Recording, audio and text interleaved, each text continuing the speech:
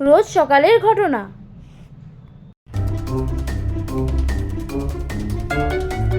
কিরে মহারানী, কটা বাজে? ঘুম থেকে ওঠ, 9টা বেজে গেছে। পড়াশোনা হবে না তো আর তোকে দিয়ে, বুঝে গেছি আমি। কি 9টা বেজে গেল? এক সেকেন্ড দাঁড়াও তো। মা মাত্র 7টা বাজে, প্লিজ তুমি প্রত্যেকদিন এরকম করো গো। দূর যাও তো।